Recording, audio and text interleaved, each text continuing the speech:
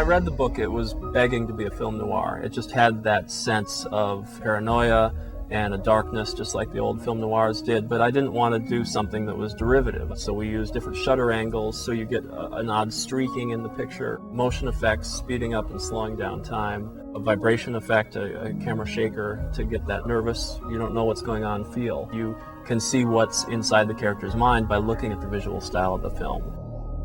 Lucas is an actor I've been interested in for 10 years now, since Sling Blade came out. And back to when I was writing this film, I would always sort of imagine his accent and his cadence when I was trying to think of what Nat would say. So to have him accept the role was absolutely fantastic, and I thought there couldn't be any better Nat Banyan than Lucas Black.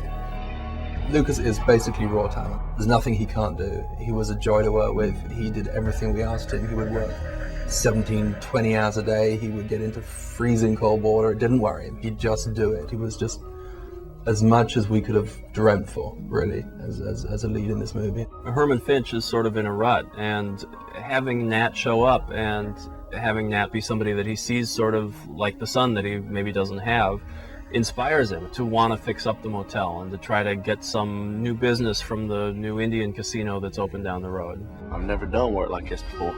A drooling moron could do it with one arm strapped down. In general, I'd say it was a very complex script, and I'm always drawn to complex material. It's always a challenge in every department, and to visualize, what was going on inside Nat's head, seemed to be very intriguing to me. The style from page 1 to page 100 is more colorful, and then for the last part of the script, it ends up to be very white and very neutral. Morning, Ned. Wow. Starting to look awful nice. There's a lot of sort of Freudian theory in this film, in that Nat is having sort of an Oedipal complex because he is having sex with Iris, who he can see as a mother figure, and wants to kill Finch at some points, who he sees as a father figure. This script got me right away, and I saw it extremely visually from the first page to the last. The character of Herman Finch, his line, "I got a situation here." I saw the guy completely. I got a situation. I saw him as a kind of 1950s guy from Miami, like a small-time gambler, loan sharker, or something like that.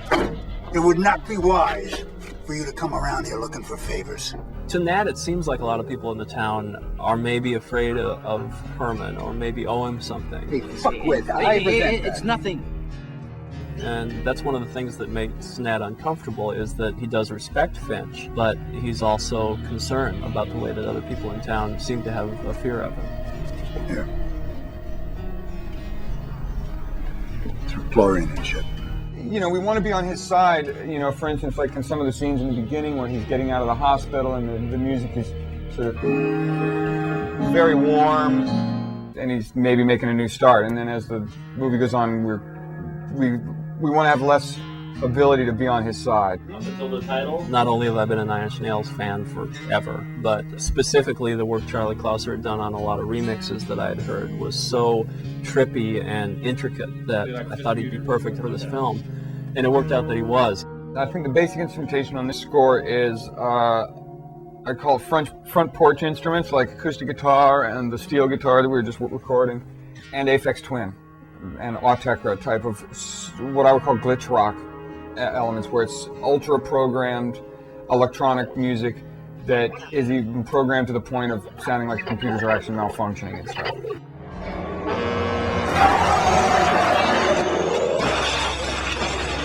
The car crash scene was actually one of our biggest challenges early on. We kept hearing we didn't have the money for the scene. We had to get that gigantic truck to smash into a car. It doesn't seem like a big deal, but for a small indie film like ours, it was actually a very ambitious scene.